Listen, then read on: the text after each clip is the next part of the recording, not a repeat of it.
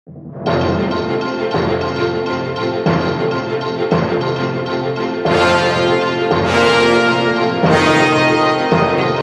کو بتائیں کہ تاجروں کو بھتے کی پرچیاں موصول ہونے لگی۔ کراچی میں تاجر برادری ایک بار پھر عدم تحفظ کا شکار ہے۔ آپ کو بتائیں کہ تاجروں کو بھتے کی پرچیاں موصول ہونے لگی۔ کراچی میں تاجر برادری ایک بار پھر عدم تحفظ کا شکار۔ دیکھیں، بھتہ کبھی بھی ختم نہیں ہوا۔ بھتہ کراچی میں جاری اور ساری رہا ہے، اور اس کی سب سے بڑی وجہ پولیس ہے۔ مدعی ہماری کوششوں سے، ہم جب پولیس میں کمپلین کراتے ہیں تو مدعی سے پیسے لیے جاتے ہیں۔ ایک ایس ایچ او نے پیسے لیے مدعی سے، اس کے بعد جب سی ٹی ڈی میں گیا تو سی ٹی ڈی والے الگ پیسے لیتے ہیں، پھر جب کورٹ میں پیش ہوتا ہے مدعی تو وہاں پہ بھی پیسے دینے پڑ رہے ہیں۔ اس کی وجہ سے جو کمپلیننٹس ہیں انہوں نے یہ بہتر سمجھا کہ بھتہ خوروں کو ہی پیسہ دیا جائے، اور یہ پچھلے چند جو ہے ہفتوں سے یا مہینوں سے 50,000 لاکھ 2 لاکھ کی کہانی چل رہی تھی۔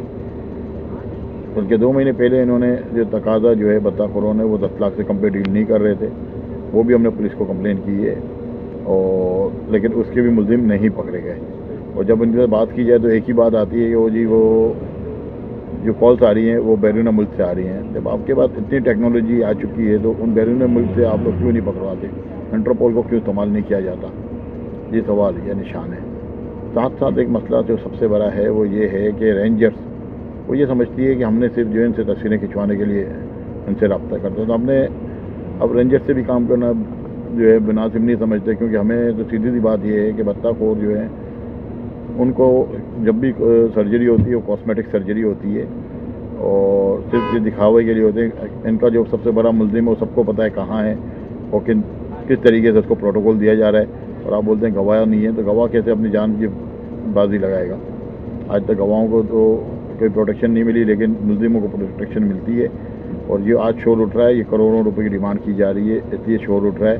ورنہ یہی لوگ 5 لاکھ 10 لاکھ روپے دے رہے تھے۔ جے ڈی سی والا کیس بھی آپ کے سامنے اس لیے آیا کہ اس شخص نے ہمت کی اور آپ کے سامنے کیس لے کر آیا، اور جو لوگ ملزم پکڑے گئے انہوں نے کروڑوں روپے دیے۔ آپ ذرا اس کی بھی تفتیش کریں نا کہ جن لوگوں نے دیے ہیں ان لوگوں نے لیے، اس کی ریکوری کر کے آپ جن سے لیے گئے ان کو پیسے واپس پہنچوائیں تو لوگوں کا اعتماد بڑھے گا۔ ادروائز یہ بھتہ خوری نہ کراچی میں ختم ہوئی ہے نہ ہوگی۔ دیکھیں، بھتہ کسی دن بھی کراچی سے ختم نہیں ہوا ہے، بھتہ چلتا رہے، اور ہمیشہ اداروں نے کاسمیٹک سرجری کی ہے تو تھوڑے دنوں کے لیے میڈیا سے چیزیں غائب ہو جاتی ہے۔ اچھا، پچھلے چند دنوں سے جو بھتہ چل رہا تھا وہ 50,000 25,000 لاکھ روپے تک چل رہا تھا۔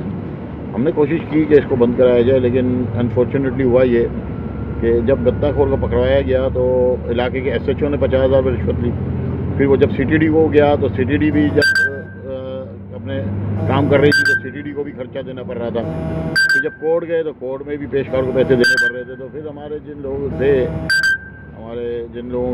ساتھ ایک معاملہ ہوا تھا انہوں نے بولا بہتر یہ تھا کہ ہم 50,000 لاکھ روپے بھتہ خور کو دے دیتے، ہم کس مصیبت میں پھنس گئے، ہم کورٹوں میں الگ چکر کاٹ رہے ہیں، اور اس کے بعد سے بھتے کو بہت زیادہ فروغ ملا۔ اب اس میں اب جو کہانی آئی ہے وہ اس لیے آئی ہے کہ جو بھتہ خور ہیں ان کو 50,000 لاکھ ملتے اب وہ آ گئے ہیں کروڑوں روپے پہ، اور اب جو ڈیل ہو رہی تھی وہ 8 لاکھ 10 لاکھ میں ہو رہی تھی، تو یہ چیزیں اب باہر آئی ہیں۔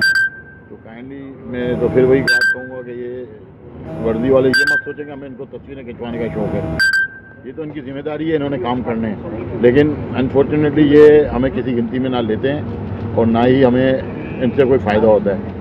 اب اداروں کو سوچنا پڑے گا کہ اس کا ہمیشہ کا کلا کما کرنا ہے یا اس کو چلنے دینا ہے۔